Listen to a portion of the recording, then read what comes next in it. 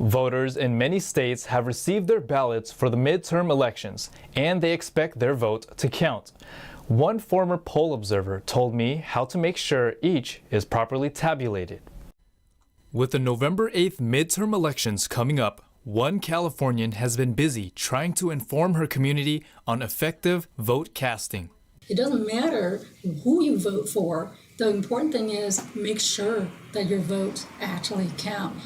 During pandemic lockdowns, California began sending ballots to every registered voter. Governor Gavin Newsom made the change permanent last year by signing mail-in voting into law. While there is added convenience to this, former poll watcher Lan Nguyen tells NTD she's a strong advocate for flat paper ballots and in-person voting. The most common voting person mistake is when people go in. Most people go in to vote because they want to make sure their vote counts. Well, guess what? When they go in, okay, well, here's your ballot. And when you're done, don't forget to put it in the envelope, sign it, and put it in the drop box. Well, guess what? You didn't vote in person. You just voted by mail. Nguyen lives in Santa Clara County, and after mistakenly casting a ballot last year at a fake drop box, she now gives local presentations based on research and experience. She says voters should personally scan in their ballot to the tabulation machines so they can directly review their own vote selections on the LCD screen. I have not seen one person during the primary when I was observing that literally checked that screen. Paper ballot instructions say to completely fill inside the bubble to make a selection. Completely fill in the oval. I can't even tell you how many times people don't do that. They just do check marks. Or they'll do something really weird. I was like, God, why did they do that? They only fill in half the circle. The machine couldn't figure out which one was the one, so it says it's not counted. Now, let's look at another one right here. It's so obvious that's what the person picked. But the machine says it's a blank contest. The Vietnamese American says she has voted every single year since the age of 18. She currently makes her flyers in English, Spanish, and Vietnamese. I consider this kind of like a hobby because freedom is near and dear to my heart. If you don't have freedom, well, what's the point of living? Voters can vote from now until November 8th. After voting, Californians have the option of tracking their ballot status at where'smyballot.sos.ca.gov. David Lamb, NTD News, California. California's budget 2023 shows a 35% increase for spending on health departments compared to last year's budget. And recently, the governor announced that the majority of the state's covered California insurance customers may get coverage for $10 a month. On Wednesday, Governor Gavin Newsom announced that 2/3 of the 1.7 million covered California consumers are eligible for comprehensive health coverage for as little as $10 per month. Covered California is the state's health insurance marketplace. Californians can apply for insurance for the 2023's open enrollment period. And get this, an estimated 1 million Californians currently that are uninsured are eligible today for low or no cost coverage through Covered California. So find out if you're eligible for financial assistance by visiting coveredca.com to learn more.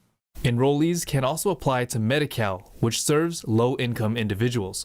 Newsom's office said 9 out of 10 Californians who sign up receive financial assistance. According to the Legislative Analyst's Office, California's 2022-2023 budget shows a notable increase in health program spending, setting aside $42.6 billion of the general fund for health departments, a 35% increase over the previous year's revised plan. The governor recently vetoed a number of other spending bills, adding that the budget will require more limited spending policy. As for health insurance, Newsom said, "We won't stop until every Californian, regardless of income or immigration status, has the health insurance they need and deserve." More information can be found at coveredca.com. David Lamb, NTD News, California. Families are suing Southern California Edison for its alleged responsibility in the Fairview fire last month. The incident happened during a heat wave, displacing thousands of families and destroying acres of land. On September 5th, a fire broke out in Riverside County that burned over 28,000 acres, killing 2 and forcing thousands to evacuate. Firefighters fought the blaze for 44 days. On October 14th, multiple homeowners, business owners, renters, and other individuals filed a lawsuit in the Los Angeles Superior Court against Southern California Edison, or SCE. This complaint came shortly after a similar lawsuit was filed against SCE by another group of Fairview fire victims back in September. The complaint alleges that, quote, Edison negligently, recklessly, and willfully failed to maintain an appropriate clearance area between the electrical equipment in its utility infrastructure and surrounding vegetation. The suit also claims that it was not a, quote, act of God that sparked the fire. It instead alleges high voltage transmission and distribution lines and other SCE electrical equipment that ignited surrounding vegetation. On October 2nd, SCE wrote a letter to the Public Utilities Commission indicating that CAL FIRE investigators had identified 2 areas of interest regarding the possible ignition of the fire, but that the investigation was still ongoing. In a statement to the Epoch Times, SCE spokesperson David Eisenhower said, quote, our thoughts remain with the families and friends of the people who lost their lives and were injured during the Fairview fire, and we've been working with CAL FIRE throughout the review of the fire. 8-year-old Sam Baker became the youngest to climb El Capitan in Yosemite last week. He and his dad took 4 days to reach the summit. After the duo arrived at the peak, they celebrated with a disco party. And a family who lived in Northern California a few years ago moved across the U.S. to escape wildfire. They wanted to live somewhere that did not constantly seem under constant threat from natural disasters. Here's how they're doing now. Weeks after surviving one of the deadliest and most destructive wildfires in California history, the Holden family just wanted a new home.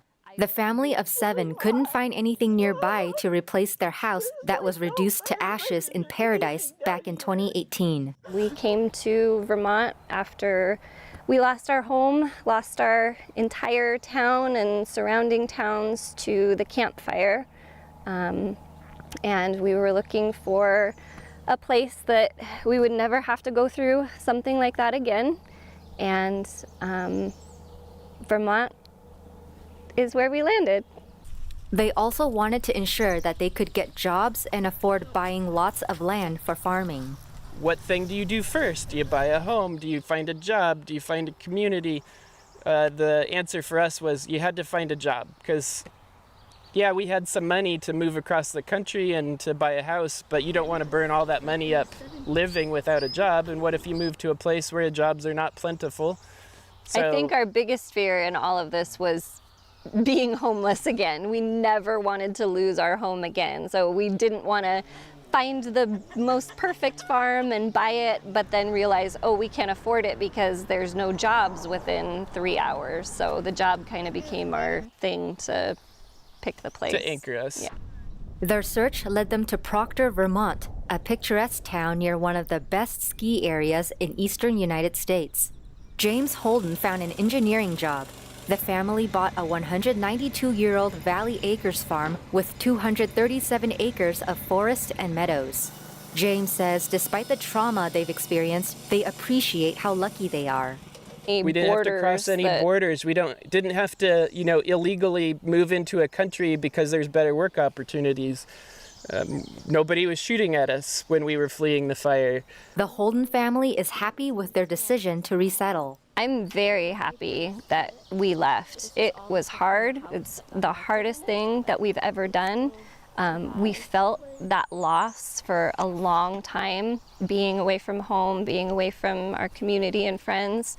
But fire season is not just a season anymore.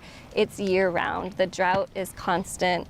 I see our friends and the things that they're going through, still trying to rebuild their homes.